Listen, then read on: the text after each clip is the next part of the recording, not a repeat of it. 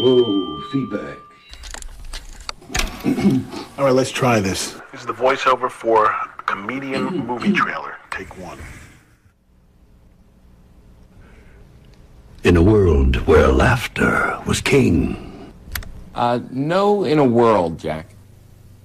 What do you mean, no in a world? It's not that kind of movie. Oh? Okay. In a land that... No in a land either. In a time... I don't think so. In a land before time. It's about a comedian, Jack. One man. No. When your life is no longer your own. What does that mean? When everything you know is wrong. That's wrong. In an outpost. No. On the edge of space. There's no space. A girl. No. Two girls. No. Now. No. More than ever. Stop it. A renegade cop. I hate you. A robot renegade cop. You're fired. You're fired. No, you're actually fired. I'm fired. Real people, real radio. Wherever you are, make it TFR. Truth Frequency Radio.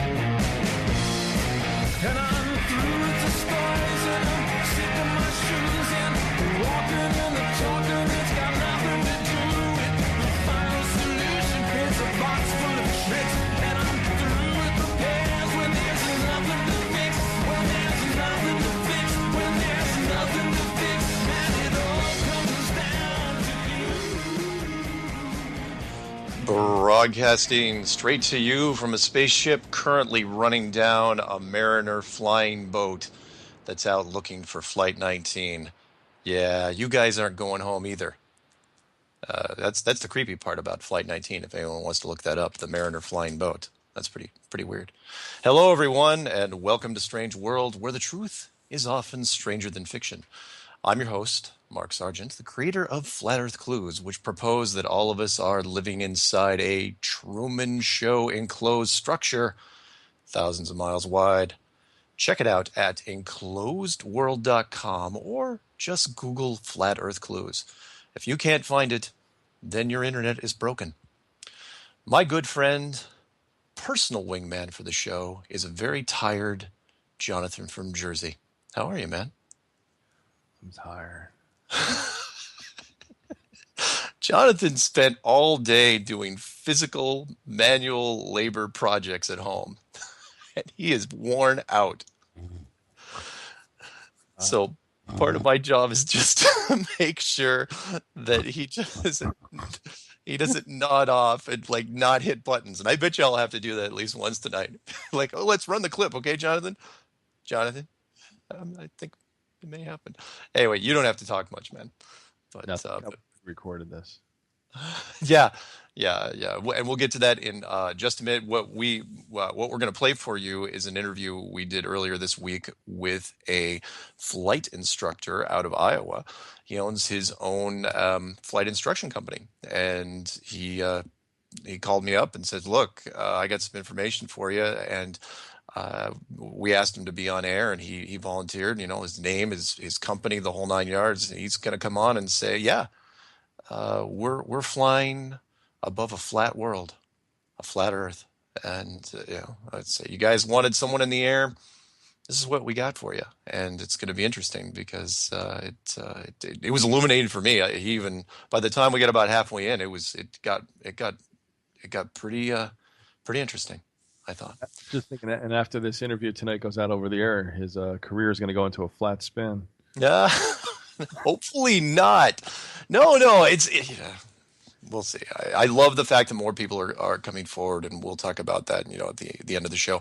But before we get to the interview, which we'll queue up here in just a minute, we get emails and phone calls from a lot of people out there who want to talk about flat Earth.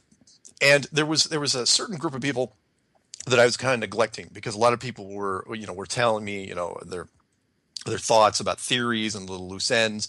But there were another group of people that were talking about their feelings and how flat Earth affected them emotionally. And, they got a point. And so I chose one of them, and the guy's name is Randall. I'm not going to say his last name because I don't think I know it. And this is a little excerpt from his email. He sends me actually several emails, but I want to read you this part. So he says, part of the angst of flat Earth is the realization that people once trusted and regarded with the highest respect and admiration have been exposed as liars and frauds, which of course expands and grows, branches out to other subjects, other areas, other people. The realization that things seemed off all my life were in fact more off the chart than I could have previously imagined has been a tough pill to swallow. I've gone through a period of months where I became pretty much non-functional, not able to work or interact normally with people, in a daze of sorts, trying to digest what it was I was seeing with the information presented, running little experiments, driving to spots around the province with long views over the ocean, watching boats, shorelines, in a panic sometimes. I've gone through intense anger, despair, sadness, confusion, even fits of laughter brought on by just the total shock of it all. At this point, I'm okay mostly. I worry about other people who come to the flat Earth idea and going through what most all of us do when it first starts to sink in, that this idea of flat Earth is more than just an idea, that it's real. It really came crashing down on me, and it had moments where it was really hard to digest and come to terms with. And I don't think I could have said it any better. Yes, absolutely right, Randall. Lots of people have told me this very same thing, probably not as eloquently as you. But yeah, it takes a while. That's why I say everybody's got their own absorption process, and some people take days, other people take weeks, and some people still won't face it. The only way to make sure you're not going to get flat Earth inside your head is to not look at it. Be quite honest. So, how's that for an opening letter? That's good. Oh, thank you. So anyway, let's get right to it. We haven't really made up our minds yet whether we're going to just let the interview fade out to breaks, or if we're going to come back and do live stuff. We do kind of a mix of both, depending on what we're doing and the timing. But let's get right to it with the interview with the flight instructor who says, hey, you know what? We're flying over a flat Earth. Yep. And I'm going to do a lead in, just a few minutes of us like queuing up and getting to know him, because I think it's interesting. People can hear behind the scenes what we talk about. Yeah. Actually, Yeah. And if we have time, we may even do the the post interview stuff after he hung up and you and I were talking. Maybe. We'll see. All right, cool. Yeah. But anyway. I didn't delete it. Hopefully not. No, I did. Oh, okay.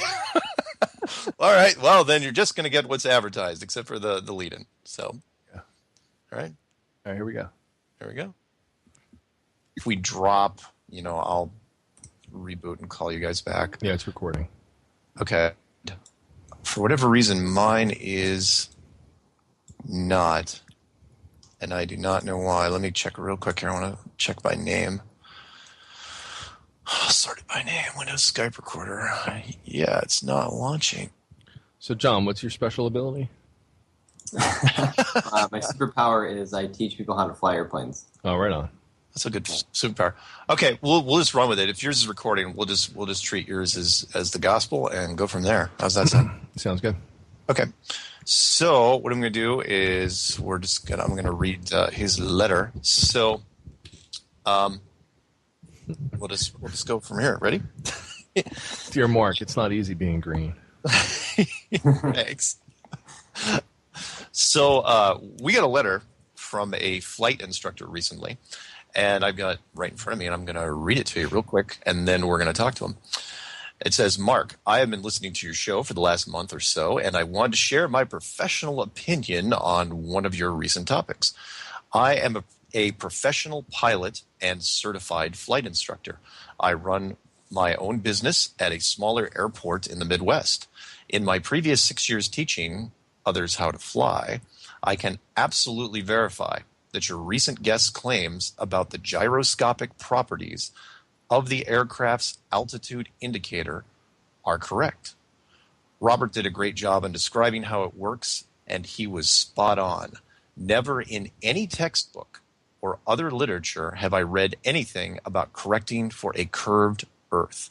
We rely on those instruments in bad weather and literally risk our lives trusting that the instruments will not deviate from straight and level ever. That's in all caps. That alone was proof enough to a well-educated pilot to question everything I thought I knew, and am now very much convinced that we have some serious examining to do regarding the world in which we live. I've been recently trying to work out the math regarding the long-haul flights and trying to determine just how exactly they are fudging the numbers. I will pass along any info should I make any breakthroughs, and I hope he does. So with that, we're going to welcome John Walter to the show. Hey, guys. Hey, how's it going, man? What's going on? Awesome. Doing good. So you are. Let's get the details out of the way. Let's get your background stuff. So you are currently, and if you don't want to mention exactly where you are, that's totally fine. Our last guest, as you know, has been going the other way and making himself the opposite of anonymous. So Yeah. and that would be Navy missile instructor Sean McCrary. So you're a flight instructor out of where? We're in Iowa, and we're northeast Iowa, and I've got a little business I run here teaching people how to fly. We do all sorts of different commercial aircraft activities, but our primary business is teaching people how to fly, and that's what I've been doing for the last 5 or 6 years. Cool. And yeah, so What type of planes? just small single and twin piston engine aircraft. Basically, teach you from nothing all the way up through commercial. Got it. So yeah. Got it. And how do you? You'll have to forgive me because even though my brother-in-law flies, I do not know. How do you become a certified flight instructor? To become an instructor, so there's various levels of ratings you have to get through. Basically, you have to become a commercial pilot first, and then at that point, you can go on to do the additional training to get your flight instructor certificate. And then there's varying levels of instructor abilities that you can, different levels you can achieve. So I'm a certified for single engine and multi-engine and instrument aircraft, which is basically all 3 ratings you can get as a flight instructor. And I'm also an advanced ground instructor. So all instructor ratings you can achieve, basically that's what I have, and I operate here as the chief flight instructor for our flight school. So fantastic. Yeah. And plug it. Why don't you? What's your flight school called? In case anyone's in the area. Yeah. Walter Aviation. So it's simple. Jonathan Walter at Walter Aviation, and we're working our way to become the best flight school in Northeast Iowa. So there you go. Fantastic. Yeah. So, go ahead. Yeah, it's just that's the background on us. I mean, so I've been doing flying for over 6 years now, I guess, and professionally teaching for the last 5 or 6 years, and that's my background. That's where I'm coming from with the listening to you guys talk and kind of picking up some of this stuff and starting to go Yeah. So when did you? So I imagine you ran into our show on YouTube, or were you poking around and looking at other things before you got to? Yeah. I mean, I'm well, we're all conspiracy theorists, right? Yeah. So looking up other stuff, and just like everybody else that popped up, it was YouTube's awesome feature of just showing you videos that you should watch, and and you start on that long rabbit trail of videos, but yeah, it popped up. I found. I do believe you were the first one that I watched regarding Flat Earth, Mark, and so watched the videos. Just watched 1 or 2, which then got me. I didn't even finish watching your videos. I apologize, but I got so excited about it because the first video was enough to make me start to go and that's what led me down the path. So I've only been looking at it for about a month or 2. Oh wow! just really hitting it kind of hard, because just like everybody else, you kind of, once you realize the questions that are out there, you really have to kind of just re-examine, and you kind of don't want to go outside anymore, and you just want to sit and research. Can I ask a question? Yeah. How come it takes a guy at sea to make a guy in the air consider the flat Earth? Like, from the, all the questions that Sean brought up. Yeah. well. Let me ask this: when did you watch? Nice. Yeah. I'm sorry, I got to break your chops. Hey, no, it's okay. By the way, this is Jonathan on with us. He's busting chops. Yep. And what? Well, let me ask you this: Did you actually see the show first, or did you see the clues, the flat Earth clues first? Right. Yeah, I watched the clues and started hopping around. A couple of people have been making videos. I mean, I hit the other popular names out there and saw some of those. And then I've been listening to the show, both of shows now for the last 2 weeks. I mean, and Mark, yours maybe for 3, trying to catch up. So yeah. No, let me just say this, and I always kid around like that because I love making people think, but I don't want to make them feel stupid, and that includes the listening audience. But if you think about it, none of us, a good 98% of us, right, 99% of us, aren't at sea as much as a Navy person would be. Yeah. Right. So they have a different plane or perspective where there's actually flat, distance to work with. Yep. We don't have that on land, and on air, you're looking. And this is my perspective. Maybe I'm wrong. You're looking at other things. I'm assuming when you're in the air, meaning the altitude as being a factor. Mm-hmm. So in a sense, you're kind of moving diagonal. You're kind of moving in a XYZ axis that, again, people on land are not used to moving in that. Does that make sense? Oh yeah, certainly. Yeah, and on top of that, I've been doing 6 years of flying in the Midwest, where it's as flat as it can possibly be. So who knows why that didn't pop up sooner? Yeah. So you listened to the Navy missile instructor's interview. Sure. Yeah. And then you were just following after that the Navy guy and the surveyor and yeah. I've been listening up, and then it was really, I've been intently listening and following along, and then just in the last one when Robert was talking about the attitude indicator and the gyro system, I just thought he did a great job of explaining it, and I was sitting there and thinking, he's dead nuts right. It's right on, and then just going through and finally that's when I was like, you know what, I gotta just throw my 2 cents out there because this is just getting too far along to, So. Yeah. That's fantastic, and thank you. What so so these guys more or less prompted you to reach out to us. Yeah, and because Sean's explanation of how the gyro system worked, because they kept comparing it to airplanes.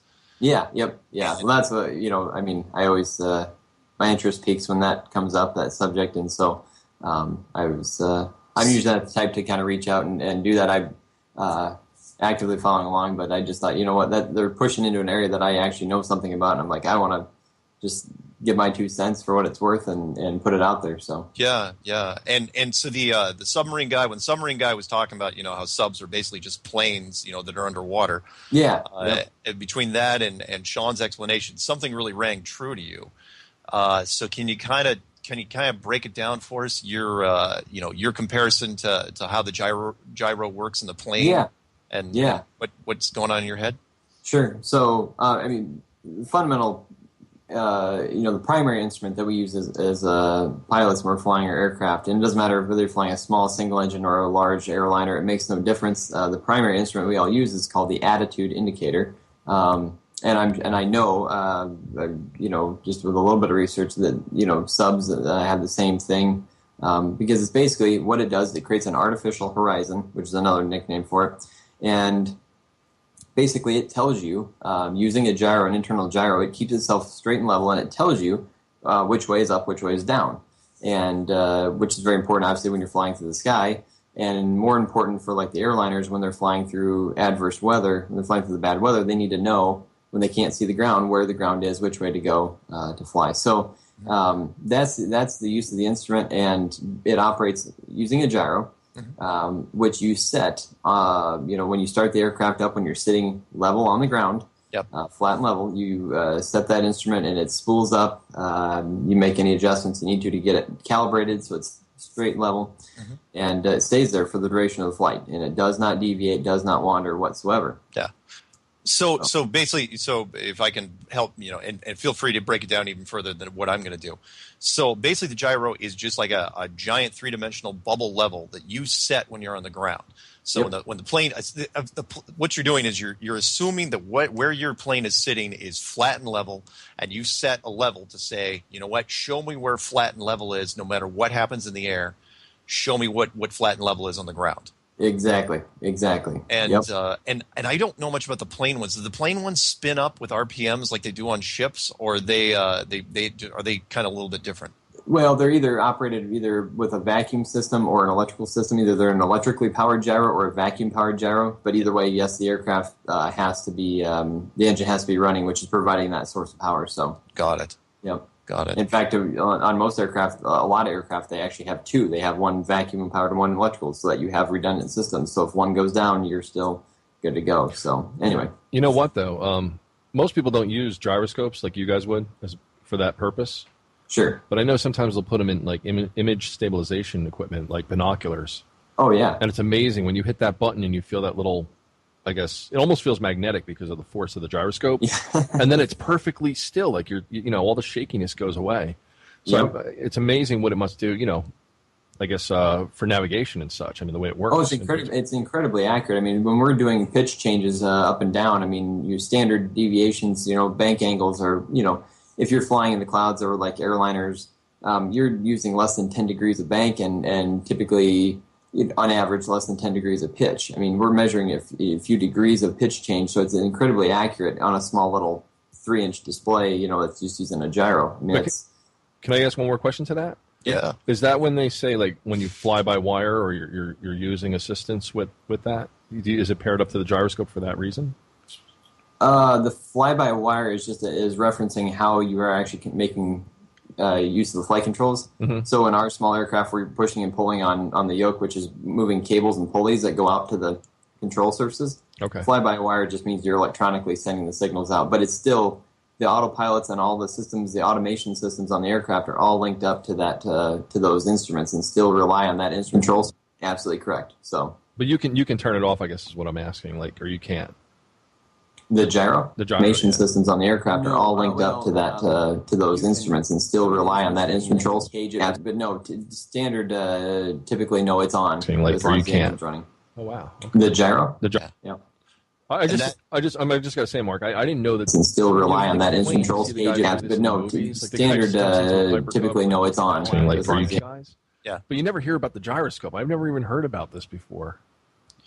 No, you're right. It's downplayed so much because really it's not a very glamorous instrument. I mean, it's it's weird. It doesn't really show you much doing anything at all.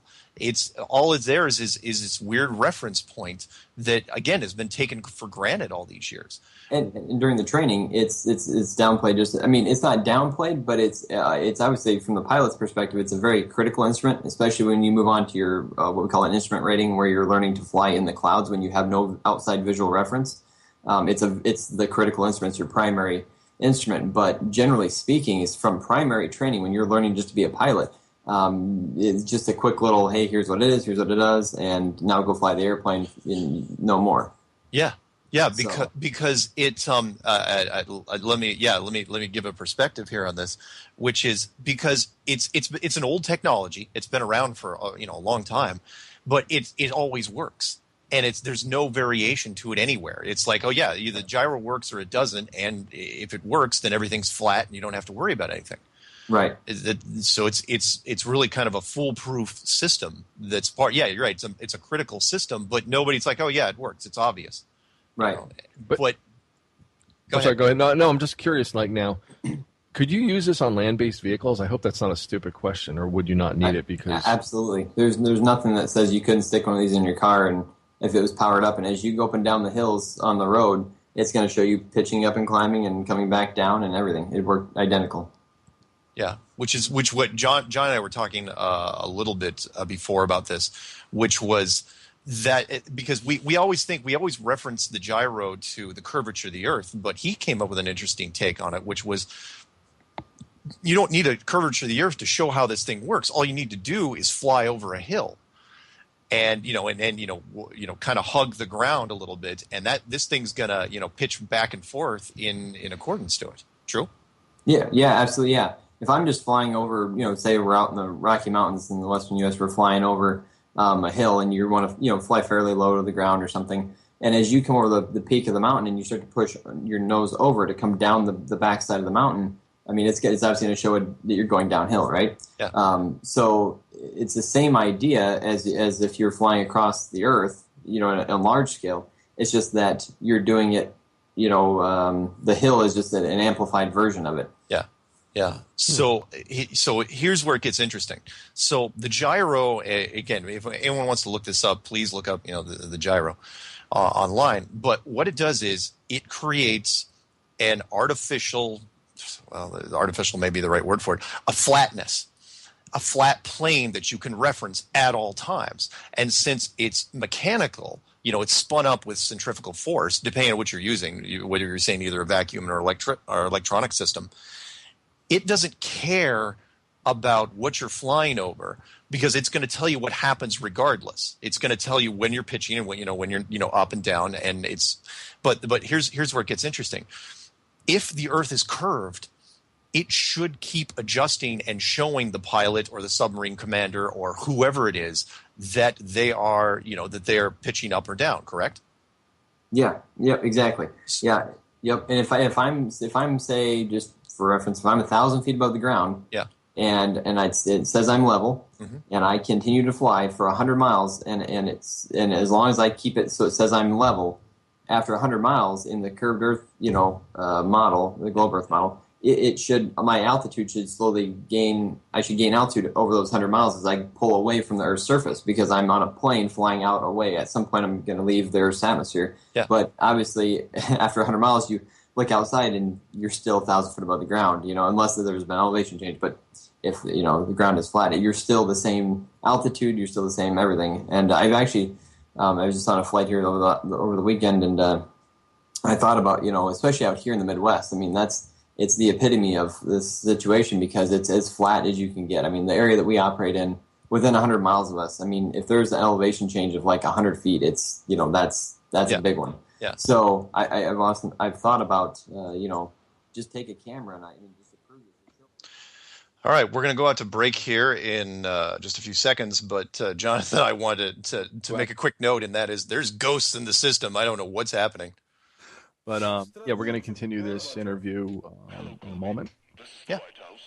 So when we come back from break, we'll talk some more with the flight instructor.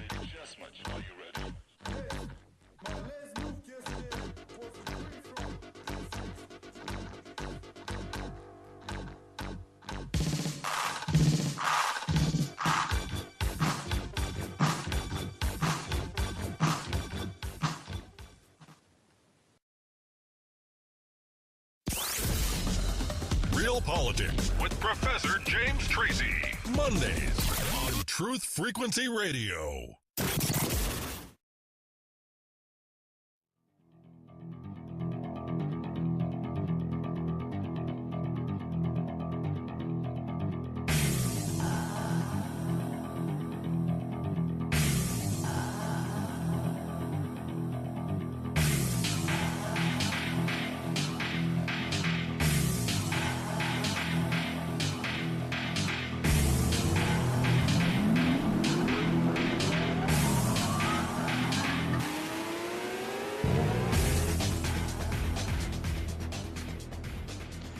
Welcome back to Strange World. I'm your host, Mark, with Jonathan from Jersey, and we're going to get back to the interview with the flight instructor out of Iowa here in just a second or two.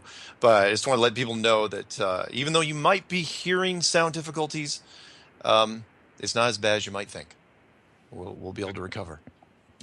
So, are you still over there, or you're just nodding off, aren't you? I'm here. Can you hear me? Yeah, I can hear you. Oh, okay. You must be. Okay. All right. I get it. I forgot how good this was. Now I get. You know what it is whenever we're recording, we don't get to really enjoy it, and now I'm sitting back like the listeners myself. Yeah. Me too. I don't even put the headphones down. I listen to it and see what because when I'm interviewing somebody, a lot of times I'll be thinking of the next question as they're saying what they're saying, and so I don't absorb it entirely. So Yeah, even the edit, like when I'm editing stuff and getting the levels right, yeah, I don't listen to it then a fourth time or a third time, because that's another 2 hours. I wait till the show comes on, and I'm like, wow, this guy's really good. cool. I didn't even know that John was on our show. Nice. So anyway, we're gonna get right back into it with the flight instructor from Iowa. He's gonna tell us more about why he thinks the world is flat. And hey, I agree with him. So let's get right to it. Cool. Here we go. Just to prove this, to show people that don't get the perspective, like you say, people that don't do this every day. Yeah. But just put a camera on the altimeter to show how high above sea level you are, and one on the attitude indicator. And you could do this all with one camera. You could do it in one shot with one camera, and then have it, also kind of partially looking outside so you can see visually where you're at. And if you could just take that aircraft and the pilot held his altitude and maintained the same altitude, you could fly from here. I could fly, 200 to 300 miles in any direction, just about, and nothing would change. Nothing would change whatsoever. And if you do the math, if you're talking a couple hundred miles, I should be gaining, just within 100 miles. What is it, like 6,000 feet or something? Yeah. So and the altitude will be straight and level. Yeah. So again, I know there's a lot of people out there that maybe aren't quite getting this. And that is, look, the gyro system, from what everybody has said so far, including John here, only appears to work correctly if it's working on a flat plane. Because if it wasn't, you would just, if you try to keep it level, if you're in a submarine, you're just going to keep going up until you surface. And if you're in a plane, you're just going to keep increasing altitude until you leave the Earth. If the Earth was curved. Yep. Yeah. The only way it can work is on a flat plane. The only way that gyro would be accurate, the way it is accurate, the way we read it as we do, is if we're on a flat plane. Wow. So. Wow. Cool. That's fantastic. Yeah. All right. Well, what else can I ask you at the moment? Because that's the and you. Well, let me ask you this then. Because you've been flying for a number of years. Can you, because lots of people have emailed me. It says, well, wouldn't the pilots know? Wouldn't the pilots know? I get that parroted to me all the time. It's like, how do the pilots not notice this? And I was going, well, because it's not a negative, with positive reinforcement versus negative reinforcement, since nothing goes wrong and they take off from one point and land at the other point, and nothing goes wrong and the gyro does what it's doing, it stays level and there's no weirdness happening, why would they question it? Do you kind of follow it? Well, let me ask, why didn't you question it? Right. Well, yeah, it's a great question, and that's the question I'm still asking myself, but I don't have the exact answer to that. I don't know why we haven't picked up on it, but I think one of the things that has to do with is the fact that from primary training, flying an airplane isn't as simple as, like you see in the movies, you jump in, push a button, and off it goes. You're obviously doing quite a few things, quite a few tasks before you take off, and the pilot's workload is very high as far as determining where they're going to go, trying to navigate, communicating, make sure the aircraft's safe and operating the system. So I don't know if it's just a task saturation thing where we just, you're too busy focused, you're kind of looking down, it's like you're staring down at the desk, you're not looking up and seeing the big picture. Yeah. But that in the gyro works. It works. It gets you there. Nothing. Right. Well, exactly. And if it works, if there's nothing to prompt you to say, well, why didn't it work this time, or why isn't it work? If the math equation always comes out to be the correct answer, you don't care how you solved it. You just care that you got the answer right. Yeah. You know what I'm saying? Yeah. So I know a lot of kids in high school that's how they pass tests. Is I don't care how I figured it. I just know I got the right answer. Done. Yeah. Yeah. As long as you take off in Dallas and land in New York, who cares? Who cares? Yeah. Who cares how you got there? Well, and one misconception I think with people in the aircraft on the airline side of things, especially when you're traveling a long distance like that. Yes, we are flying a long distance, and yes, we know from where we're starting where we're going. But generally, as a pilot, you're not thinking like, okay, it's 855 miles to go to get to LAX. It's like, okay, now we're over, Atlanta. Now we're over. You're kind of working in small chunks. And so you never really grasp the big picture. You do, but you don't. Does that make sense? Yeah. Yeah. Yeah, it does. Wow.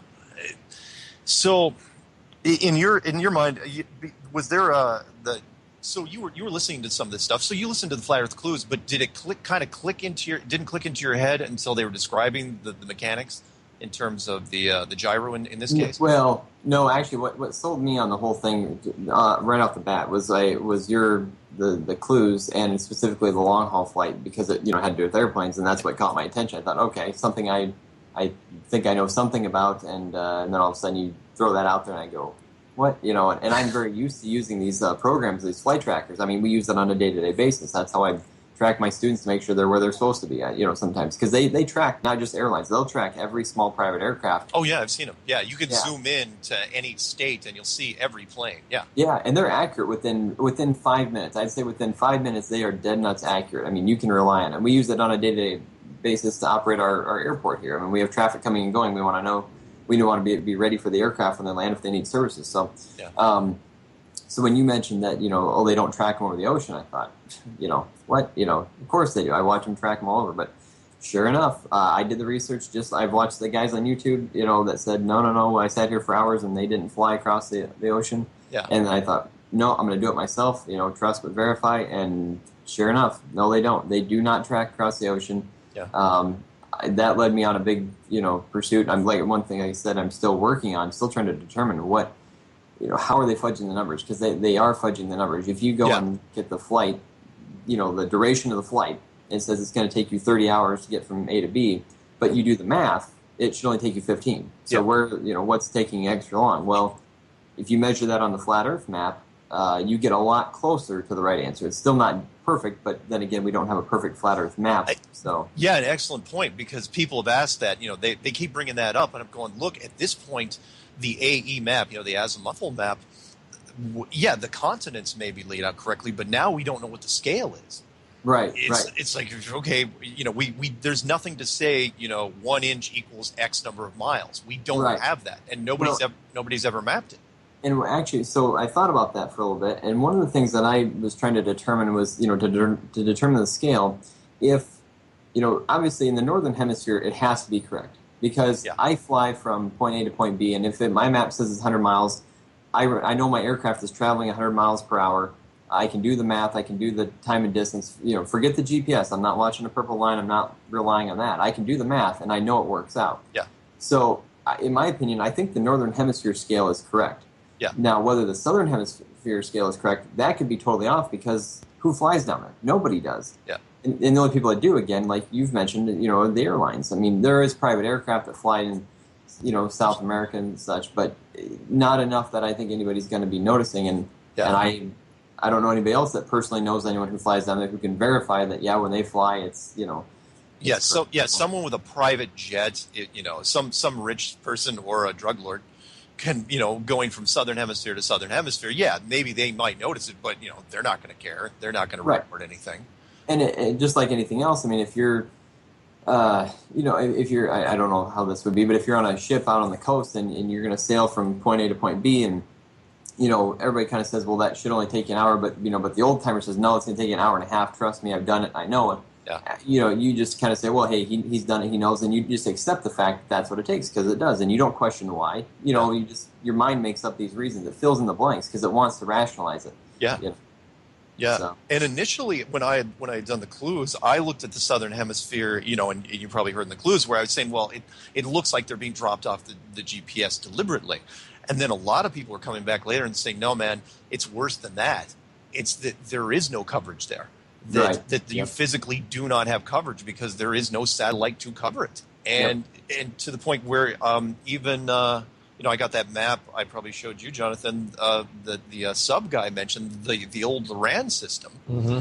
And he goes, yeah, the Loran system's probably hooked up, and then somebody else, a different guy, sent the map of Loran coverage, and it only appeared to work in the northern hemisphere. So we used to use Loran. That was like an old system that, I mean, it's kind of funny nowadays if you have an aircraft, when we buy and sell airplanes, if it has an old Loran in it, you just laugh and you're like, oh, it's a big paperweight. You just rip it out and throw it out, out of the airplane. But speaking of the satellites, this is something else too that maybe isn't as common knowledge. But when we fly around, we're using the global positioning system, which is satellite based as far as we're told. Yeah. And so I've been flying along in the Midwest. We're in the central United States, and I'm not talking like way up in North Dakota in the boonies or anywhere else. I'm just talking like south central U.S. We should have plenty of coverage. There's no reason not to have coverage. I mean, you can stand out in a farm field anywhere in Iowa and get a cell phone signal. What's the closest big city to you, for example? Like Des Moines, like capital of Iowa. Okay, good. Like nearby, yeah. I mean, we're talking dead nut center U.S. Yeah. And so I've been flying along, and all of a sudden it says GPS unavailable. And you get this little flag on your GPS, and it doesn't have a signal. It does not know where you're at. It just temporarily goes out. And you kind of just think, darn technology. The government's probably, some tech guys in there like tweaking the system, pull the wire, and whatever, right? I mean, that's just your rationale. Yeah, yeah, of course. In reality, there are 24. This is what they claim. There are 24, I believe, 24 satellites that are dedicated for the GPS system. For the yeah, if you believe what they advertise, right? Yeah. So and here's the thing: we only need 4, right? Yeah. I mean, you only need 3, but did 4 for your altitude and speed and everything else. You only need 4 satellites. Yeah. So why do I in the center of the United States? Why do I lose GPS signal ever? There's no reason for it. And sometimes this is the better part is that they will actually claim. I've been told this, and not just like from just random people. I'm talking from the FAA, from other federal agencies that there's a GPS outage or a GPS service is unavailable in these areas due to lack of coverage. Well, I don't understand how you can have a lack of coverage when you have 24 of these satellites floating around, and you can hit everywhere else, but also there's a little pocket out here that you can't reach. It's floating above you. It should be able to see everywhere that you're at. Go ahead. The only way, sorry, I'll wrap this up. No, keep going, man. The only way that you cannot get coverage, the only time I've experienced a similar effect is if you're out traveling around and you're in the boonies, right, and you all of a sudden you don't have cell phone signal, right? Sure. So, and then you say, well, yeah, I can't get signal because there's no towers around me. Yeah. Right? But you still should be able to get satellite coverage because satellites are sitting right up above you, shooting down at you. There's no reason that you couldn't get it. So, under that whole situation, it kind of leads me to think, well, I wonder if the satellite is not actually up above, but it's ground-based, because that would explain why I can't get coverage. Like the old system. System. Yeah, is it possible that the Loran system, they just retrofitted it, slapped a different sticker on the side of it, peeled off Loran, pasted in, GPS, and then told everybody that in 1995 when this thing went online, or 98 or whenever it was, that it was the new hotness, and that's what we're going to use from now on. Maybe they figured out the Southern Hemisphere issue and reprogrammed that into the system. Well, launched it and said, there you go. You know what I'm thinking? What? I'm thinking they're using HARP as a carrier wave and increasing the range of these systems. Nice. But you still get some weird outages every once in a while. I mean, he's talking about outages in the Midwest of the United States. It's a DoD system. The United States should have so many overlapping blanket coverages that you'd never drop out. And when they go out, well, let me ask you this: two quick questions. When they go out, how long does it last? Do you think, on average? Well, it can be anywhere from just shortest to longest. Shortest time, a few minutes. Longest time, you're talking like 24 hours. 24 hours? Oh yeah, yep. Where there's no GPS for aircraft at all? Right. Well, no, not for everybody. They'll just say outage in this area, or it's more specifically also a lot more common is they'll have certain satellites that are out of service, which will then thus cause outages in various areas and. But there's always a satellite that's out of service. We call them, we'll check. It's notices to airmen. We call them NOTAMs. Basically, we call and check on any important information regarding our flight. And there's a database. There's a Lockheed Martin is in charge of this, and they basically have all the information on all the airports and all the activity. And if you're going to fly from A to B, and at your destination airport the runway's closed, right? The way you find out is they tell you that ahead before you take off. Well. They'll also tell you if there's satellites out. And every time you call, there's always a satellite out. Out of the 24, there's always satellite number, 2022 is out of service. And it's just indefinitely out of service. And there's always these outages. Wait, satellite 22 is always out of service? Yeah, there's I can't remember which number it is, but I mean you can call all the time, and there's always like this one satellite that's always out. There's always a satellite that's out of service. That's the Black Knight satellite. We can't catch it. Oh, that's right. Yeah. Wait. It's not. For those people who don't know what he's talking about, please look up the Black Knight satellite. The photos are pretty spooky, I got to admit. I've been good for 10 minutes at least, 15. I haven't said a damn word. I had to make a joke. I know. No, you can do whatever you want. No, I've got questions, though. Okay, wait. Back up for a second.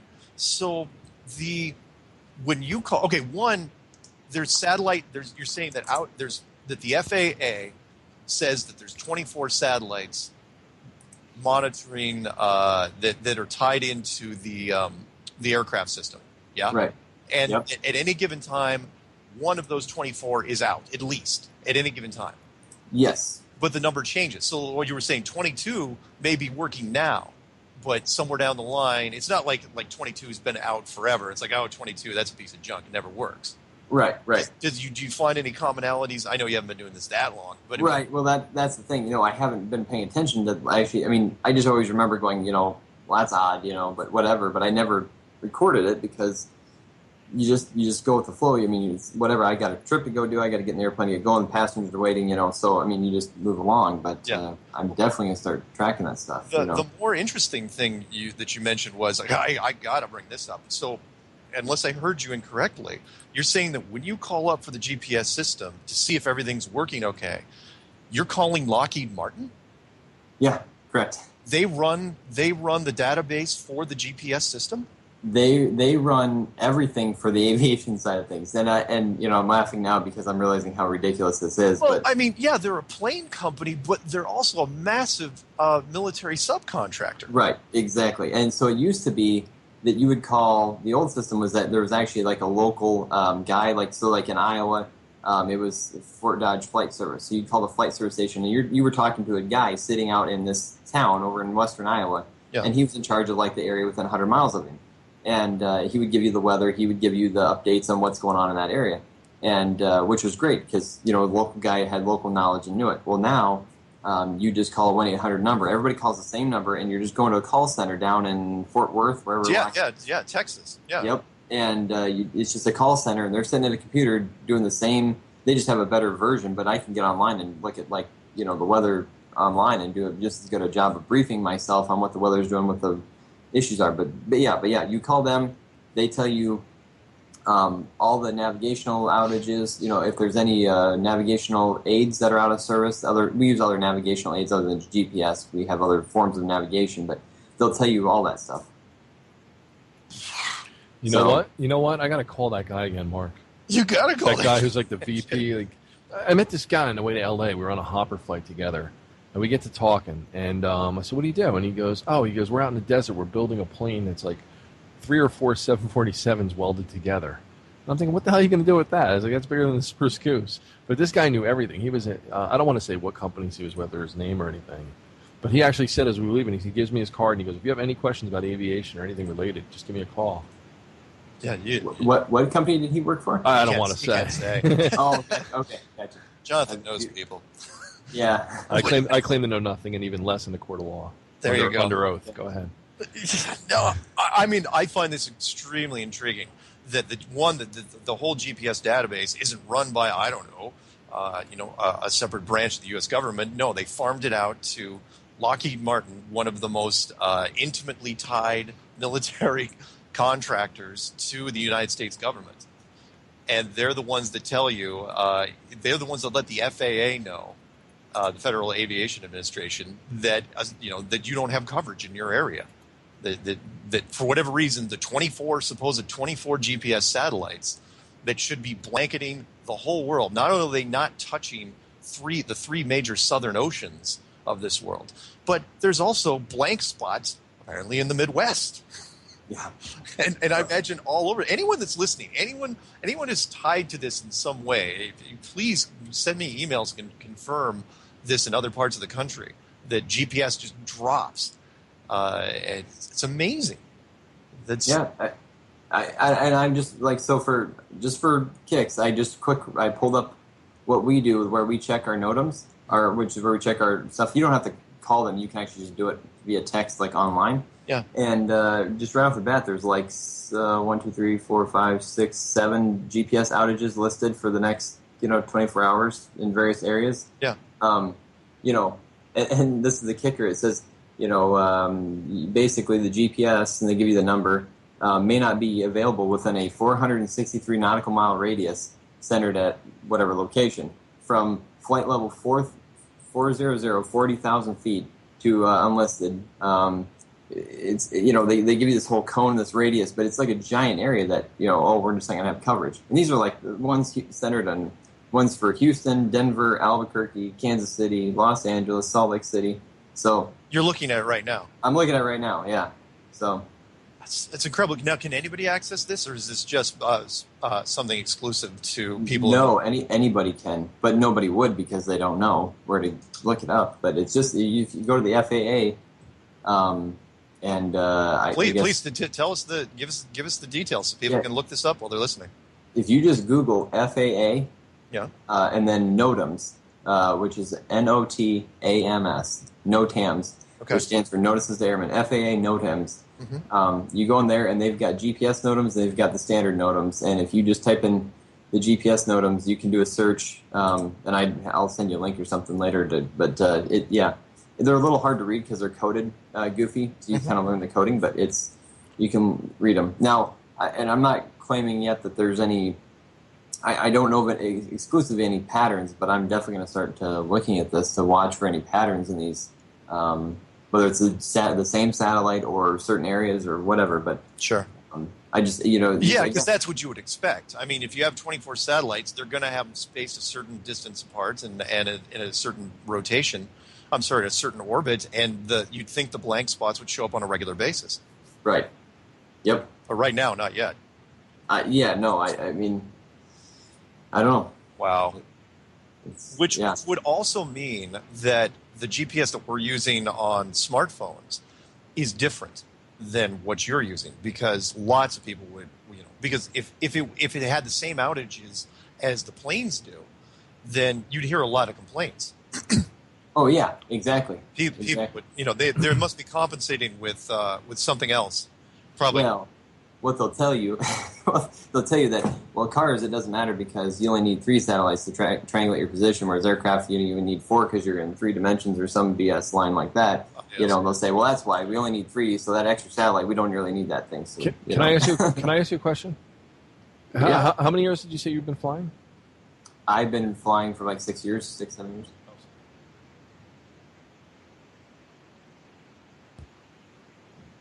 And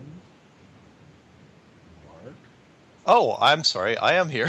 I told Jonathan to fade to break real quick so I could do a summary on the interview, and I forgot my mic was muted. And I have not been drinking. I just want to state that officially for the record. Before we go to break here in a couple of minutes, I wanted to do a quick summary on what you've been listening to so far. And that is Jonathan and I were interviewing a flight instructor out of Iowa, and what he's been telling us so far is, one, that the gyro system in planes is the same gyro system really basically that's in ships and submarines, and they all basically do the same thing, which is it creates an artificial plane reference point, flat plane reference point that you can use. You set it when you're on the ground, and then when you're flying up and around, you can use that to get back to whatever that flat plane is. And he says that that it never adjusts for the curvature, and we're flying over a flat Earth. So when you're up in a commercial airline, and we've known this for a while, but the proof is slowly but surely coming out. Can I read you this real quick? This thing. Yeah. Go ahead. I just read an article right now. It said civilian GPS required to shut down above certain speeds and altitudes. It says whether it's your windshield-mounted Garmin or your pocket-slung smartphone, your GPS device is programmed to disable itself under certain conditions.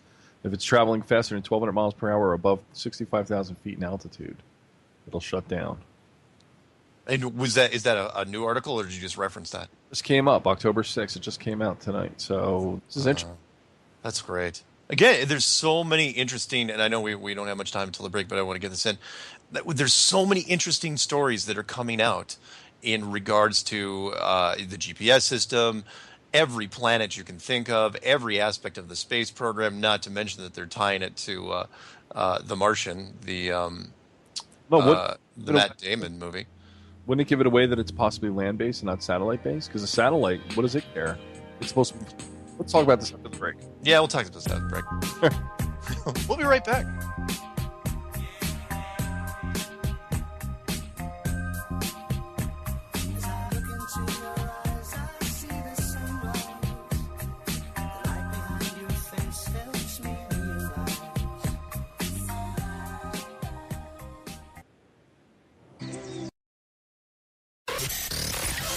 Real people, real radio. Initiating the truth frequency. This is Truth Frequency Radio.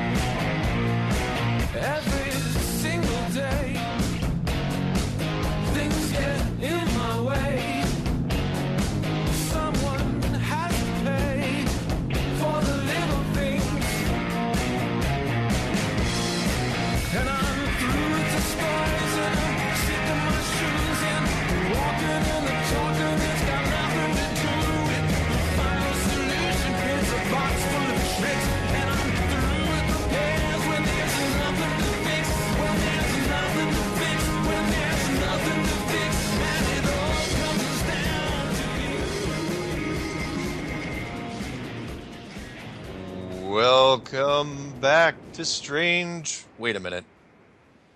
Are we just coming back? Jonathan?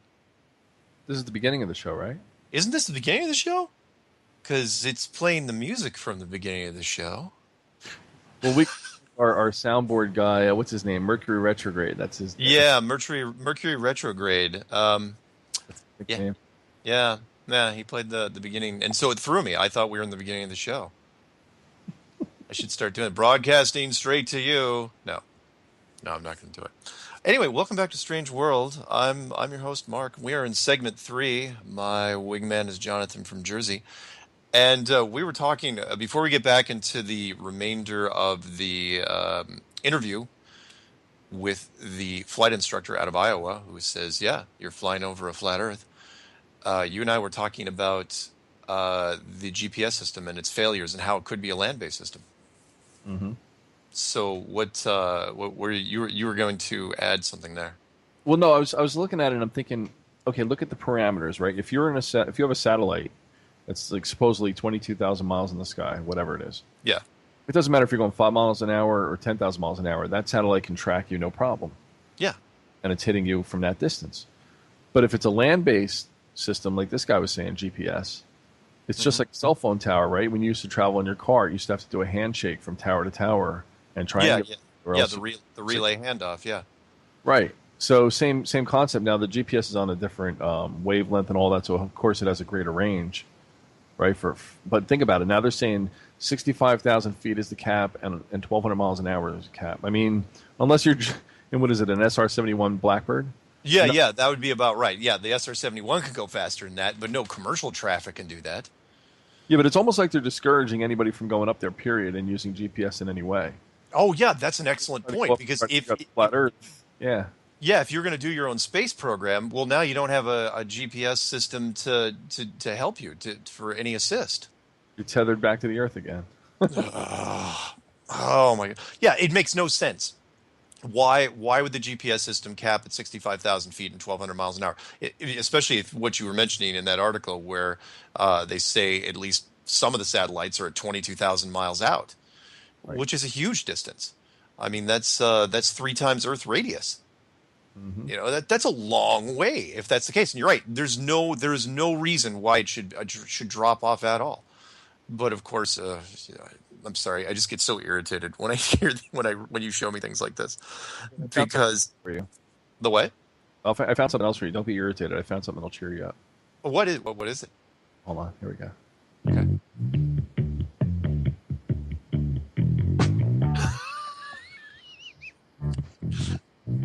be the correct music when we come back in this hour. Nice. See? Maybe I should just do everything. We should. No, let's listen to it. Really? Yeah, let's listen to it for a minute. You can climb a mountain. You can swim the sea. You can jump into the fire, but you never be free. You can shake it up, or I can bring you down.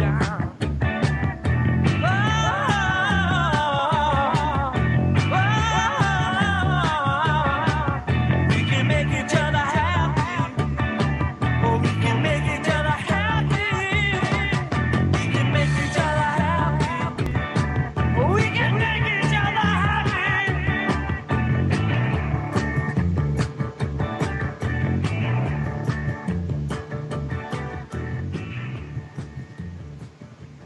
Welcome back to Strange World. I feel better now. I'm your host, Mark Sargent, with my personal wingman, Jonathan from Jersey. Don't you feel better? I feel better. See, that's the music we're supposed to come back on when we do segment 3. And so we just kind of overrode and took over. I was feeling out of sorts. Now I feel all right. Yeah. Rebel Radio. So, yeah, then, by the way, that track, one of my favorites, Harry Nilsson, great track. So, anyway, the GPS system. Before we get back with talking to the flight instructor, and by the way, we're not belittling this at all. I mean, at this point, you got to remember, this is just fun for us because of all the people that we've had on so far in the last, it's only been like 3 weeks. We've had, let's see, a United States Navy missile instructor who comes on and says with all the high-tech instruments he's been using, the Earth is flat.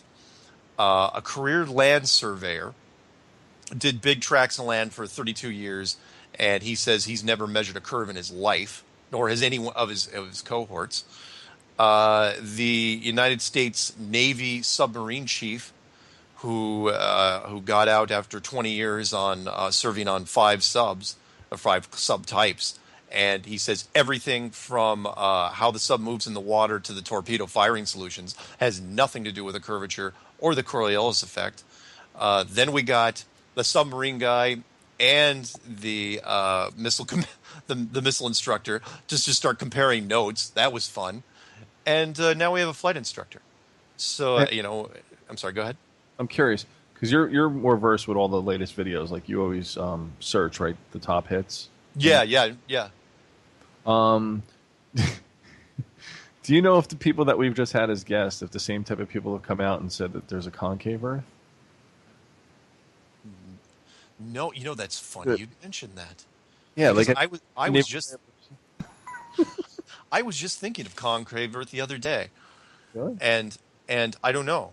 I don't know what made me think of it.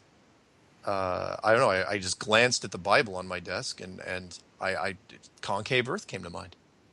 Well, I was thinking in a concave Earth, like if you're on a Navy ship.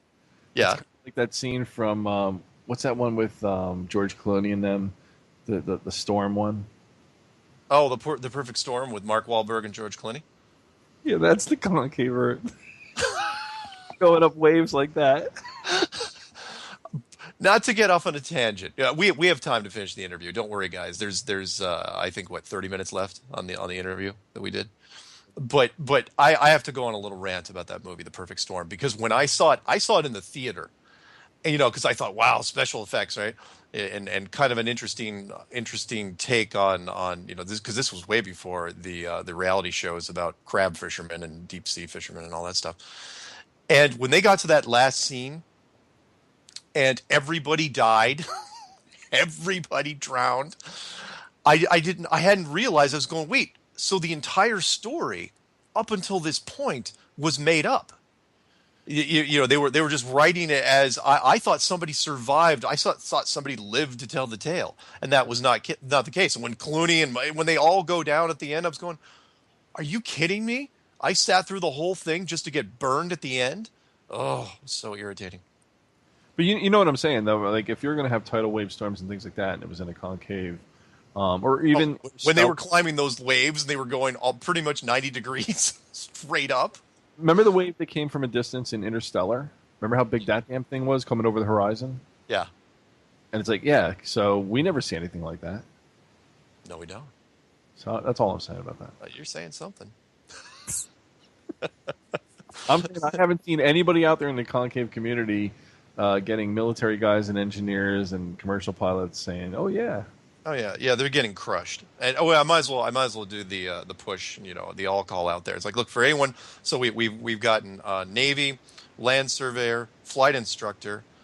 I've had artillery guys call me. We haven't gotten the on air. I'm working with a valve, an industrial valve and seal guy.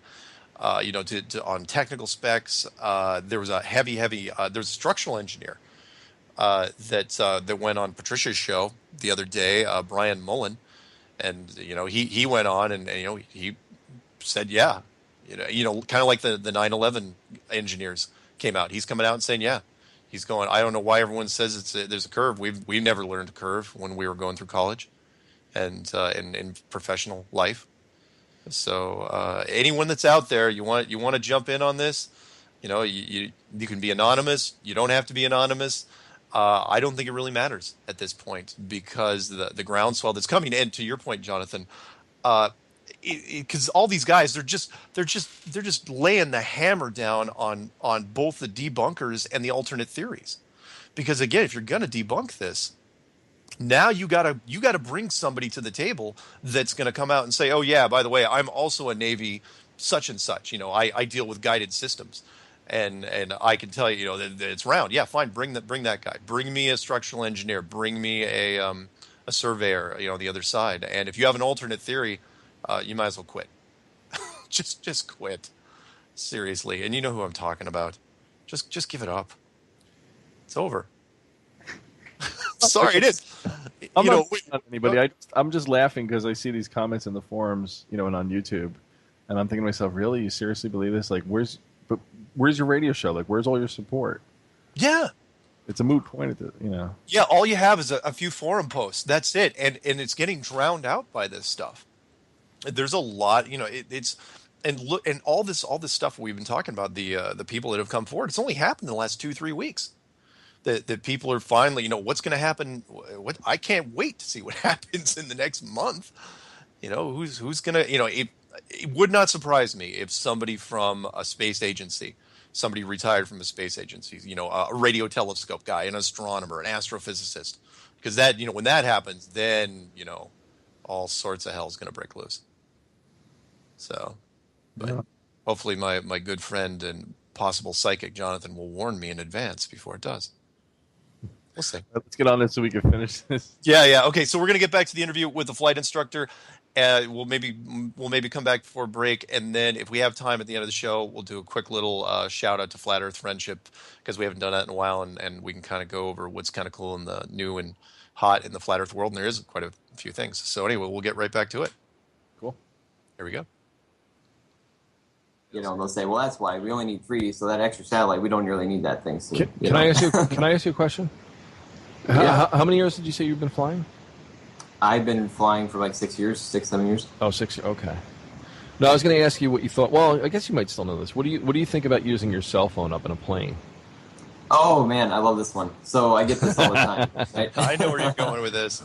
Okay, so I'm just going to level and say this. That's a total farce. Okay, the cell phone in the aircraft. Now I know I have from experience experienced issues where if the cell phone is trying to search for a signal, just because of I don't know what the frequencies that everything's transmitting on, but it will interfere with the aircraft communication radio in the sense that I've had it set up where if someone's cell phone is pinging, it will cause a little tone or a buzz or an actual ping, an audible ping through the headset on the comm radio. Now that's me sitting in a small single-engine airplane with my passenger with his cell phone sitting literally 2 feet from the radio. Sure. Okay, and that's the worst I've ever experienced. I've had, and now in all 6 years, I've been carrying a cell phone in the airplane since I've been flying, and I can never recall a time where it ever interfered with my ability to fly the airplane. Number one, they scare you; it's just a scare tactic, right? to make you think that it's going to crash the airplane. It will not do that. It cannot do that. There's no system on the airplane. At least there hasn't been. I always laugh when they tell us to turn it off, and I look around everybody. And I was like, "You think this little phone, by me turning it on, I can take out the telemetry and all that crap of the plane?" But you're right. And you know what? No, I guess the question I was asked is, have you ever been able to make a successful call from an airplane, or do you lose it at a certain altitude? Because I've seen charts where over 10,000 feet you lose it.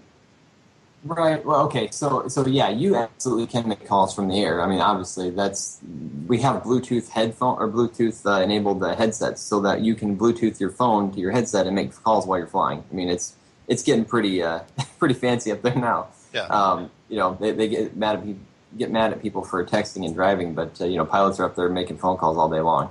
So, but as far as the height. In my experience, typically you run out of signal above 5,000-6,000 feet above the ground. Okay, give or take. Yeah. But I've never really tested that. I was actually on a flight back from Dallas. I was coming back from Dallas here about a week ago, and we had 4G up at 7,500. So it was intermittent, and it wasn't there for very long. But we had 4G at 7,500 feet. So let me just say this, Mark. I remember back.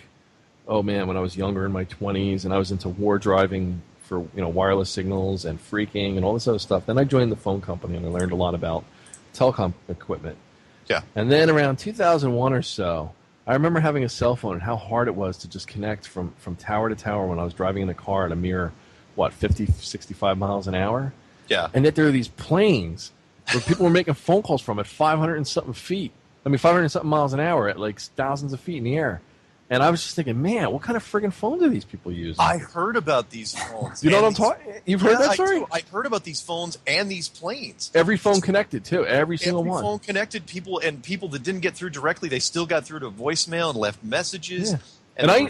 And you used to have to pay for minutes. If you connected and dropped off, they used to bill you a minute, even if you were on for 3 seconds. Remember that when you only had 250 minutes and people were up there making phone calls like it was going out of style. Yeah, that was really weird. I got to find that article. Yeah, me too. I got to look that up. Anyway. Well, anyway, hey, John, let me ask you another question. Have you ever tried to use, because I don't think it would work, have you ever tried to use your cell phone GPS while you're up in the air? Ooh. Yeah, I know people that do that all the time. And does it work? It will work. Absolutely, it will work. Oh, cool. But if the outage is there, it's going to affect both. Well, have you ever tried to fly? Have you tried to use it? I can't say I've ever actually done this, but as far as I would understand it, I don't believe it would affect it. I think I would be very curious to try if you actually had a GPS outage on your GPS display to pop out your phone and see if it picked it up, because I would bet you it would pick it up. That would be interesting, wouldn't it? And then it makes you wonder, okay, what system is hooked to what, and is the one that's on the phone, because if the phone's still working, the phone GPS is still working, can you, is it an estimate? Is it believable? Do we know how it's being used? That is wild. Yes, a lot of testing that could be done, and like I said, I'm fairly new to this, and I hope other people out there are picking up on this and starting to pay attention now, because I think if we start watching some of this stuff, we're going to find some interesting things. Well, to summarize then, let's recap real quick. So from your standpoint as a flight instructor, the instruments you use, flying on a regular basis, teaching people how to fly, could you even prove it was a sphere if you wanted to? Is anything out there showing you any spherical information at all? Simple answer, no. Okay. Simple answer, no. And I have one more thing I want to bring up on that. I can wait. Go ahead. No, go ahead. So the other argument that we haven't really touched on is the curvature, right? Yeah. The actual visible curvature. The 8 inches per mile squared, as long as you keep going. Yeah. And I'll testify myself, and I know my other instructor, I mentioned you, I've never seen it. And it's not there. And not only is it not there, but after we talked here recently, I just had a flight that I just did here over the weekend early, and basically, as I was flying along, we were flying about 1,000 feet above the ground, And we looked out, and it was absolutely crystal clear day. It was like we had a nice high pressure, and it was as clear and good visibility as good as you're going to get around the Midwest. And we could look out. We're only 1,000 feet, and in terms of flying an airplane, 1,000 feet over the ground is like just taking a step up. I mean, it's like typically that's like the lowest you can actually fly legally around most places. Okay. And we could see an area, and I went back and measured it when I got home just to verify. And it was actually further away than I thought. It was about 35 to 40 miles away, and we could see the town, okay? And I'm talking like the actual town. I'm talking buildings, maybe a grain silo that's sticking 50 feet up in the air. But I could see that 35 to 40 miles away from 1,000 feet above the ground. And if you do the math, again, if you're 30, 40 miles away, it's supposed to be about 1,000 foot below the ground. Yeah. So in theory, maybe I should have just, in a perfect world, I should have just been able to see only that. Yeah. But the kicker was I could look beyond that. I couldn't make out detail, but I could see land beyond it, which means that it wasn't curving down and away from me. It was flat because I could see land behind it. Yeah. And it just, again, another test. I don't know if I need to take a pair of binoculars or a telescope or something up there and videotape it, but we can prove this thing wrong all day long as far as the globe. Yeah. Wow. So now you're looking when you fly now, you're looking at the world with new eyes. Oh yeah, my girlfriend and I were on the flight, and and she's a flight instructor as well, and I told you I talked to her about it, and on this last flight I mentioned that. I said, just look around. I said it's flat as it can possibly be, and you look around and you start laughing because you realize that you've been duped for like the last, your whole life, but especially considering you've been out teaching and flying and doing this, and you realize how. And I'm not making fun of you when I say this, but how did you miss it? Right. Yep. Because pilots.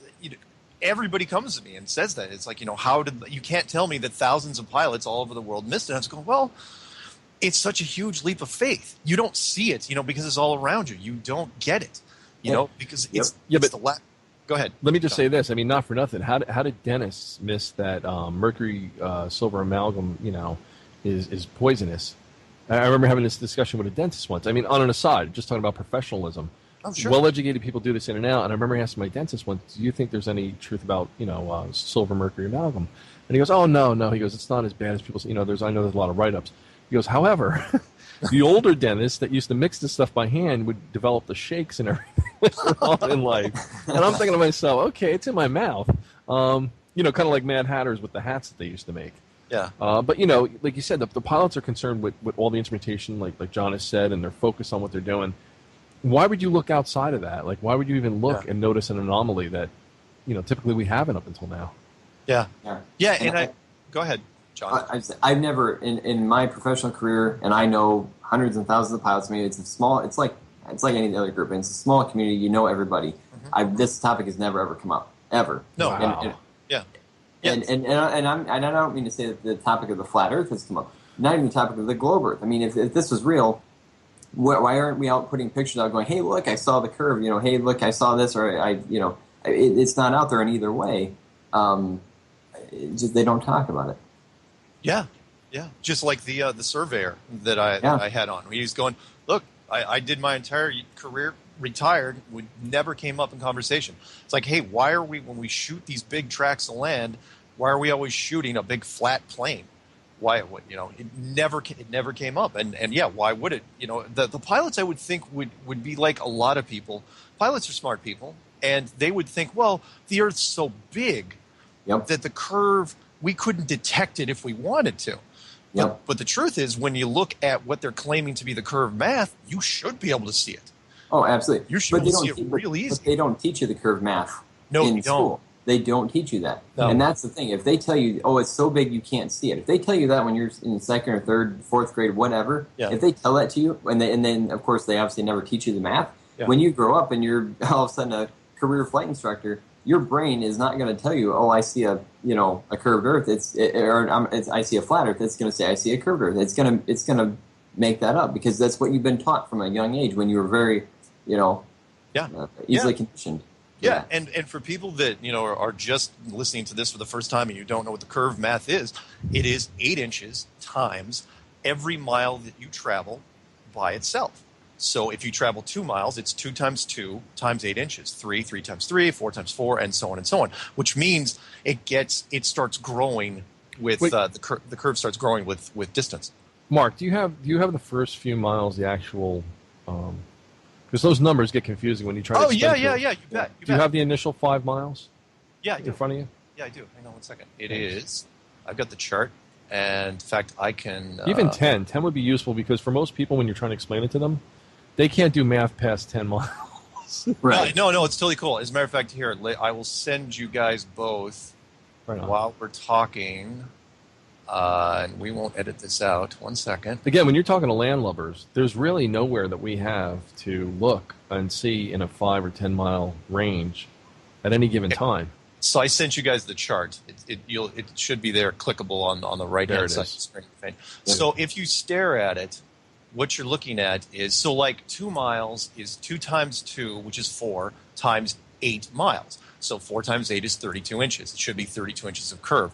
5 miles would be 5 times 5, which is 25, times 8, which is roughly 200 inches of curve. So it grows. So like the Chicago skyline experiment, where people are saying, okay, how can I see the Chicago skyline? That's at 50 miles, which on this chart is almost 1,700 feet. Holy crap. Yep. Which is why the Chicago skyline is such a big deal. Because look, there's no building over there that's 1,700 feet. The entire skyline is, if it's a globe, that skyline is gone. It is absolutely, and even if you could see it, it would be tilted so far over, there's away from you. So, so when you see the mirage, supposedly what they're saying of the Chicago skyline, it's not a mirage. It's really there because it's flat, and nobody's any distortion you're seeing at the bottom of the images. That's just refraction. Did you put this chart out, by the way, on any links on any of the videos? Because this is the cleanest architectural chart I've ever seen. You know where I got this chart? No. Rob Skiba. No. Yeah. He's got this on.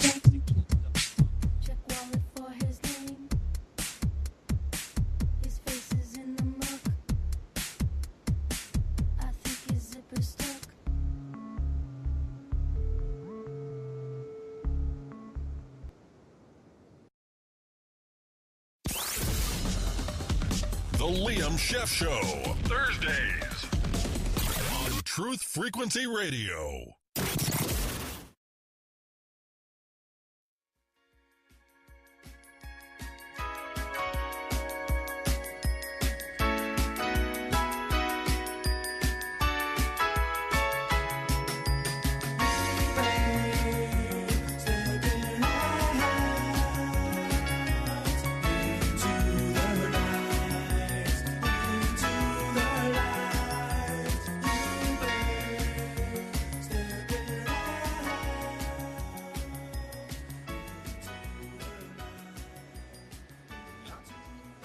testingtheglobe.com, but if anyone wants the chart, I mean, these charts are out there, but this is a good one. No, this is the best one I've seen. Repost it. Okay. Yeah, All right. no, this is out because this has trig on it and everything in the formula with the everything.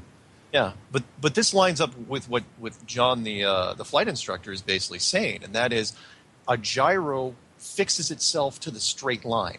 So when you start it, like if you're looking at this chart, you're starting on a straight line. So if you're continuing on the straight line, basically the Earth's going to start to drop away from you ever so slowly, because it's going to want to take you straight. The gyro does not care about the curvature of the Earth. It's going to keep you straight. It does not matter what's going on, which is what Robert and what Sean and Jason were saying from the Navy. Oh wait! I just figured something out. What? Hold that thought. Okay. I don't want to disrupt, but I got to put this out there. Yeah. What if it's the straight line relative to what we call gravity? Because really, if you think about it, a gyroscope, right, it works with gravity. It almost negates gravity. It does negate gravity. It negates everything. What Jason was saying in the submarine is when it gets spun up, it cares less. It could care less about where you are and what body is underneath you and what forces are involved. It absolutely it cares about what the fixed point is. Once you set it, that's its entire job is to ignore the outside forces. And Jonathan, because we know that because they sent they sent the shuttle up into space, and the only way they could navigate is they had the gyros to tell them, what their attitude was. So, you can even use their own argument against them in the fact that it must work in a vacuum regardless of gravity. Yeah. Yeah. So, yeah, the curvature, again, is a great argument, which is why there's a lot of people, including Jaronism, who are going out there and doing tests because they're shooting across big tracts of water. In fact, he's going to be doing one up in Seattle here really soon, and I'm going to go up for it. I'm going to meet him up here for it. And where, if you shoot across 30 miles, 40 miles, there's, a light beam, a laser beam, whatever it is, you should not be able to see it. Or in Sean's case, a radar beam, a 2-inch radar beam. It doesn't matter what any of these beams are. It's not going to punch through the water. If it's a curve, it can't. It's not going to bounce off the water. It's just going to die right then and there because it can't go anywhere. You're not just dealing with a mass of water. You're dealing with you're trying to shoot through a hill, which is the curve of the Earth. And if it doesn't exist, that's how we like on that chart that I showed you there. He's shooting beams at 50 nautical miles. That's that's pushing. That's 2,000 feet. You can't do it, but he is. Which means, that what he's shooting at is flat. Has anybody ever challenged this? Has anybody, for you, Mark, maybe, has anybody ever emailed you and said, no, you guys are, full of it, like, I'm a scientist and I can prove this? No, because it's too new. Nobody's really, but it's a good point, and I'll put that challenge out there right now, which is, and I've mentioned this a little bit with the Navy guys. It's like, look, if you're an expert in your field, show me don't show me the math. Because they're going to show you this chart. This chart is from them. They're saying, no, this is how the Earth looks. I go, okay, fine. What do you have that's not this chart? Don't show me an equation. Show me something physical. Show me a landmarker which drops off like you would expect it would. Show me a beam that doesn't get there when it can get there. Somebody mentioned to me, it's like, an easy test would be going to the Bonneville Salt Flats in Utah, park a car 10 miles away, turn on its headlights, and see if you can see it. Because 10 miles in this chart is 800 inches. No car is 800 inches high. Car headlights, you should not be able to see it from that far away. I mean, if that'll get through to people. If I may say, yeah, not to my face, because I don't know, they're just afraid. I'm from Jersey. Indeed. Again, I'll say this now, and I've said it before, and I'll say it with every freaking guest that we bring on, and that is, how many people do we have to parade out there? How many professionals do we have to get set out there? This isn't like 9/11 with the engineers. This is a whole nother animal, where you've got people from all walks of life that are saying, look, yeah, we've heard about the curve. We just never use it in real life. And what you were saying, John, you said that no textbook, nothing you've ever read from a flight training standpoint has ever mentioned anything about the curvature of the Earth. Yep. Correct. And I'm actually curious. One of my things, I'm going to go back and read. I want to reread all my books and see when they talk about like the attitude indicator and the gyro, like what do they tell you to do? Because it's when you're reading and you're studying, you just I got to pass the test. When you think of practical flying the airplane, but I want to know if they do reference anything. What do they say about it? Because they can't. They don't say it's a curve. They don't mention a curve. So what? If anything, what do they say? And in flights, and I'm not encouraging commercial pilots to come forward, because I know there's professional issues there. You don't want to necessarily come out and say, well, yeah, the Earth's flat. But when you're looking at this chart here, 100 miles is what did it say? Pushing 6,500. Well, more than 6,500 feet. That's more than a mile in elevation drop. So you would have to adjust your plane. And agree or disagree with me, John, you would either have to adjust your plane down constantly to account for it, but the other argument is, well, there's gravity already pulling your plane down, then fine. You're going to have to be constantly nosing up your plane. No. You have to push the nose down in order to come down like that. To come down a mile, within 100 miles, you would have to, and you could do the math and figure out what angle that would have to take it, 500-600 mile an hour for an airliner or whatever, but even for a small guy, you have to push the nose down. And over a 1,000 mile trip, it's massive. I mean, you'd have to be, and at 500 miles an hour, you'd have to be adjusting that nose constantly nosing it down. I mean, we wouldn't have to do it, like, I would, every 15 seconds maybe? Every 30 seconds?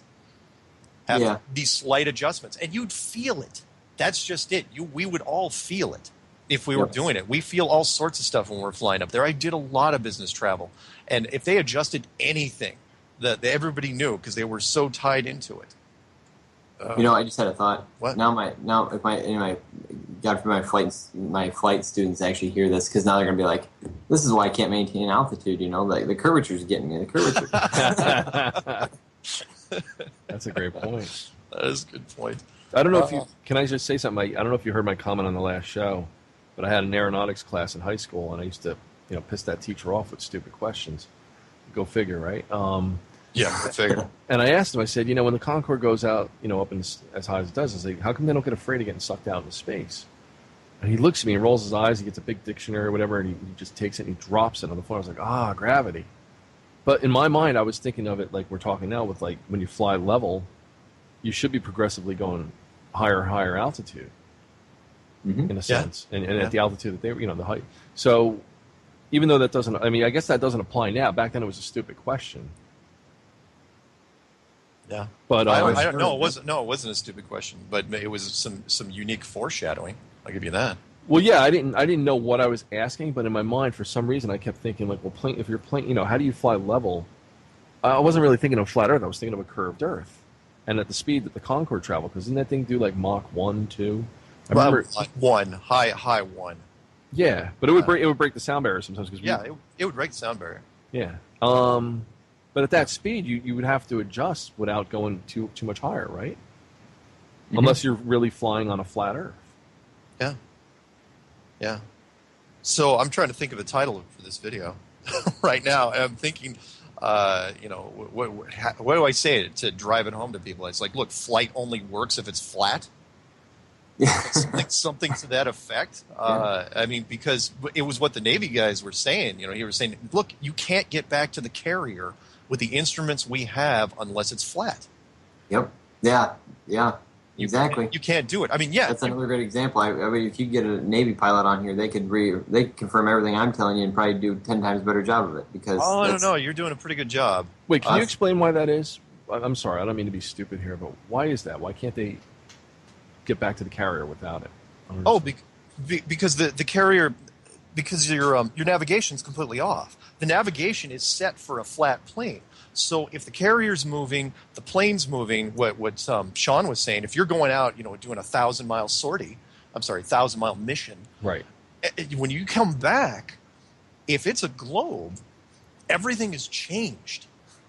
And, you've gone over the curvature. You're doing basically the instruments on a plane. And correct me if I'm wrong here, John.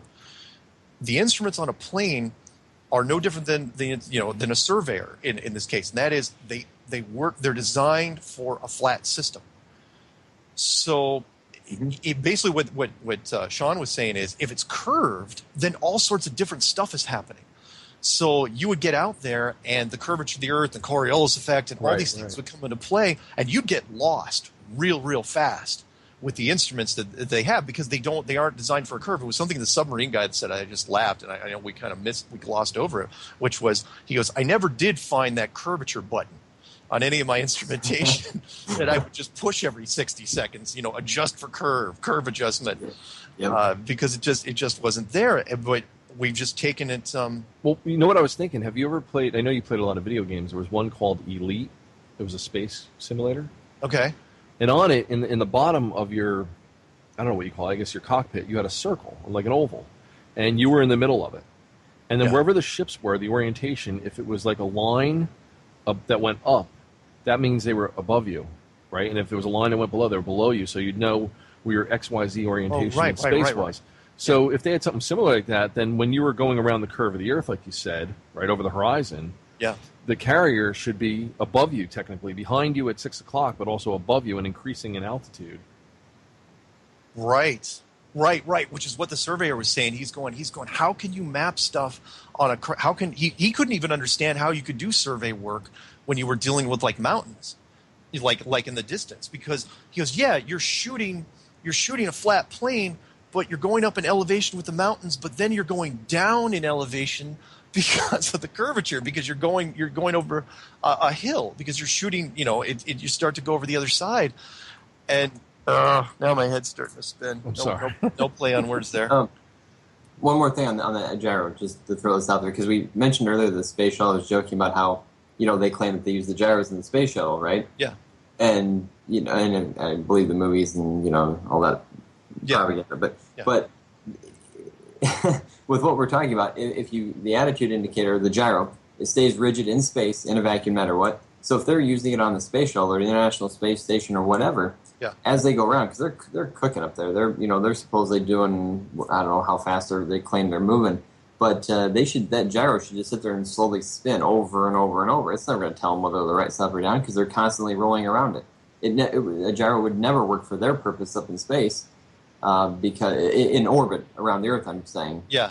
As they're constantly rolling around it, it defeats that purpose too. So they've got to be lying. They have to be lying somewhere because it doesn't work in all these situations perfectly. Wow. Okay, so before we melt the listeners' brains completely in this, because it's amazing stuff. One, flight apparently only works if it's a flat plane. Two, the GPS system not only has giant holes in the oceans, but apparently up to 24-hour dead zones in the United States for no apparent reason, even though there's 24 satellites up there that are supposedly doing this. Three, the entire GPS database system that's routed through the FAA is actually going through Lockheed Martin, a military contractor of the United States. What else is a great little revelation which we discovered? That your girlfriend's, who is also a flight instructor, is also on board with this. Yeah, and I've since the last week or so, I've mentioned to a couple of friends of mine who are all pilots, and they're the initial was they laugh for just a second, and then I say, but think about it, and then because we all have the same experience, we've all been up there, we've all looked out, and then they just sit there and then they look at me and they go, really, and I say, think about it, just think about it, and then they I've talked to a couple of friends and they're I'm not saying they're convinced, and I'm not convinced 100%, right? I mean, I'm just saying that what we're being told isn't true, and they're quickly following suit because it doesn't make sense. You know why I think? I shouldn't even say this on the air. You could always edit this out, Mark. No, go ahead. I think why we like telling people about the flat Earth and looking for the reaction. It's kind of like when you take somebody's virginity away. Like you just can't get it back. Well, no, that's good. No, we're leaving that in. We're leaving that in. No, let's leave that in. Here's why. Because everybody's going to go around looking. Who can I de-virginize? Because you can't. No, because you can't go back. That's an old saying, and that is sometimes you can't go back home because things have changed. And it's the Matrix. Once you've been unplugged, not to use the cliche Matrix thing, but it's true. Once you've been unplugged, you can't go back. Because once you've seen it, like what John's saying, now he flies, he's looking at the skies completely differently. And he basically can't unknow what he now knows. And that's it. Yeah, there's I'll read the letter probably before the show, but there was somebody that wrote me who wrote down, kind of kept a little diary of all the emotions he went through. I'll give you a better one, and it's a lot cleaner. Okay. Because I know you're a movie buff. I don't know if you like movies, John, but remember the movie Excalibur, 1981? 1980, John Borman, but yeah. Okay. So Merlin, when what's his name? King Arthur's looking at Guinevere, and he's all like, his eyes like watching her dance around, and she comes up to him, hands him a cake, right? Yeah, the cake analogy. Yeah, and he goes, biting into that cake is kind of like, looking into the future. Until you have, it's too late. And then he bites into it, and he goes, too late. Because he already saw his fate, what was going to come with Lancelot. But it was kind of funny because it shows the impetuousness of youth. But in this case, once you go charging down this path in the same manner, there's no going back. You can't even hold people back from. It's like I tell people, don't go down this road. You won't like what you find there. Yeah. I've told him the same thing. I said, look, if you don't, the only way you can make yourself immune from the flat Earth is if you do not look at it. Right. You cannot, because it's a Pandora's box. Once you've looked at it, you've looked at it. You know what Mark did actually? He actually sent me the whole friggin' presentation on VHS. This girl came on the screen with long black hair, and then I was like, frig it. I was like, it was like The Ring. Yeah, but you didn't die in 7 days or whatever it was. No, I'm dying a slow death. That's Seriously, it's wonderful, and I'm glad. Let me. We won't take too much of your time, John, because you've given us so much great stuff. But real quick, so your flight instructor girlfriend, because this is notable, because I get a lot of emails from people that say my spouse / girlfriend / husband / whatever. I try to approach them with it, and they look at me, like I've got a bug on my face. But in your case, she was, because she's a professional, she got it. Once you kind of showed it to her and says, "Look, show me how it's not." Right. Well, and it kind of starts off as more of like a joke. They think you're trying to pull a joke on them, and you say, "Well, look, when you look out, do you see a curve?" And they kind of go, "Well, no." Say, "Well, why not?" Yeah. You have to kind of start the ball rolling that way, but no, I mean, and she was, she's very, very bright. She likes to look into stuff, and she likes to question things, which is a good trait. And so she was already kind of on board with other things, and it didn't, it wasn't too much for her to kind of go, okay, I'll take this and run with it and question it for herself. But yeah, for the people out there that say, and I've heard you say this on the show, the people that say, well, what's it matter? Like, oh, I'm going to, wake up tomorrow and still do my job, do the whole thing, right? Yeah. That's, every time I hear that, it's, you want to just go. You want to throttle them. Yeah. Yeah. It's like, because it makes all the difference in the world. And for everybody out there, if you are not sold on this, and not that you have to be sold on, but if you're not willing to question this and look into this, I guess, I don't know if there's any hope for you, because you have to be willing to question things.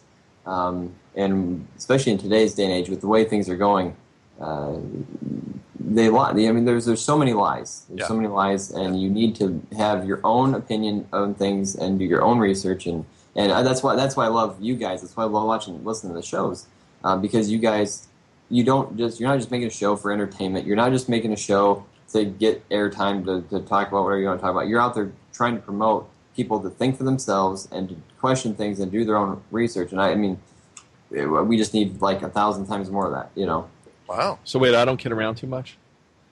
Well, you might. Yeah. All right, enough said. You're the relief, but no, seriously, you guys are doing great.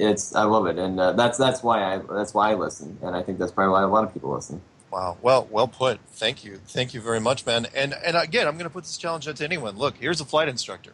Anyone else out there in the flight industry that think they can, come at this and say, it's wrong, that the more professionals that come out on this, the debunkers, if you're just a general debunker, I don't know, seriously, you seriously go back under the rock from which you came, because you got nothing left.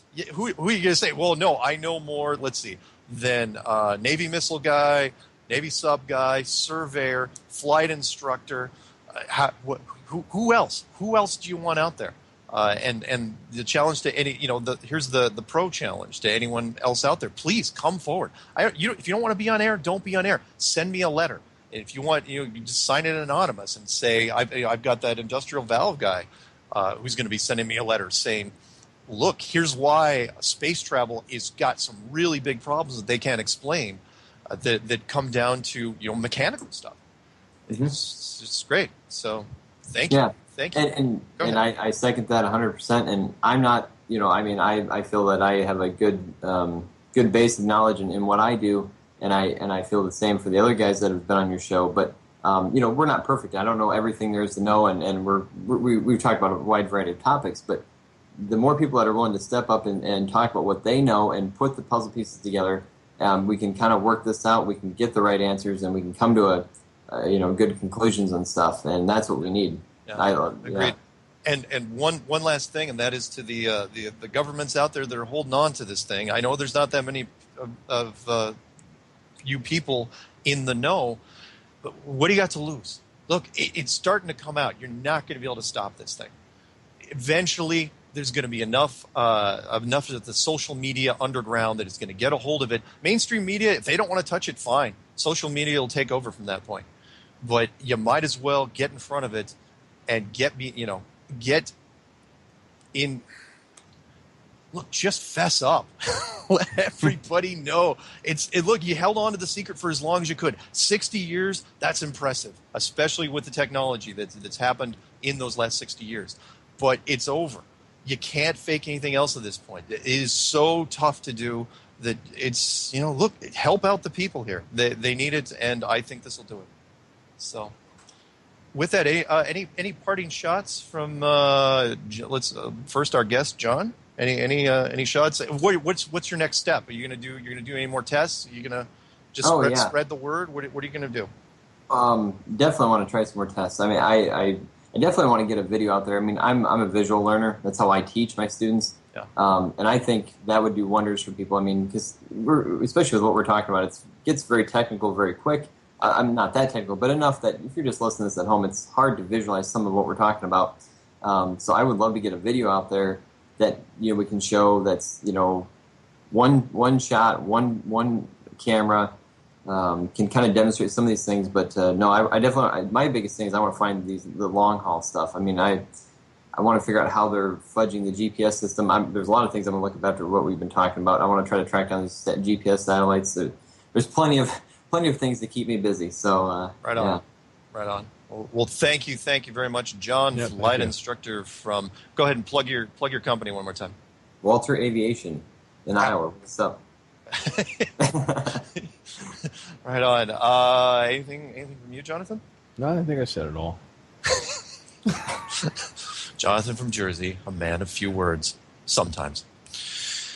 All right. Thank you very much. And don't be a stranger. Hopefully we'll do a follow-up thing with you down the road, okay? Yeah, sounds good. Thanks, guys. Appreciate it. Thanks, man. Talk to you later. Thanks. Oh, wait. No, you shouldn't have hung up. What do you mean? Oh, okay. I didn't know we were going to hang up with him. That's fine. I dropped him. Was I supposed to drop him? You didn't drop him. No, I did. I'm teasing. Oh, okay. So that was cool. That was really good. Wow. You got the whole thing? I think I got it too. Oh, was I supposed to be recording that? Funny. Shit. So funny. Well, let's do it again. Take two. Whatever. Yeah, I could do it if I needed to. But I'm also going to throw in the that Ball Earth map slide. That's important, but you should put a link to it too. Are we back? We are back, and we got not even 2 minutes until the end of the show. Couple quick thank yous. I want to say first to Brap. He always seems to listen to our shows, and he catches the mistakes almost as quickly as we do. So that was great. Also, a couple quick little shout outs to some of the Flat Earth friends out there. One would be Seven Trumpets Prepper, who's got like 25,000 followers, and he figured he was going to start building a series of his own Flat Earth parts. And he's already on part 4, and he's meeting with some resistance, but hey, thanks for hanging in there. And who's the other guy? Oh yeah, and the Morgile. I saw he just posted this thing like 7 hours ago. The Morgiles, he bought a bus. He's going to call it either the Flat Earth Mobile or the Truth Mobile. He bought a bus from a church, and he's going to turn it into a rolling, hopefully a Flat Earth endorsement, which will be fantastic. So good for you, man. Can't wait to see what it turns out to be. So, and another thanks for you, Jonathan, for staying up so late on the East Coast and making it fun to do the show. Right on. Yeah. Well, Now listen, let me say it again. We laugh a lot, but you have to. This is such a great topic, and it should be fun. It should be like sitting around a campfire, know. And, yeah, exactly. It's exciting. It's fun to tell people. It's not dark and brooding, and we treat it like that. It's fun. It's mind blowing, and it's cool to watch people's reactions. So anyway, hey, you guys, see you next time. See you soon.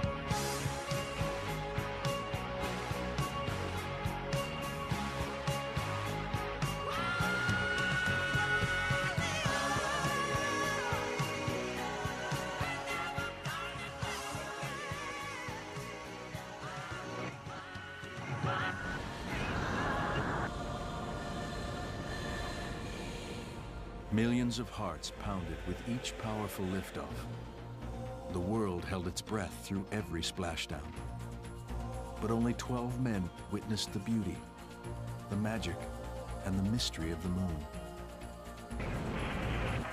Now, with the most extensive visual effects images of the moon ever presented, Tom Hanks, Imagine Entertainment, and HBO take you from the Earth to the moon through the eyes of an astronaut.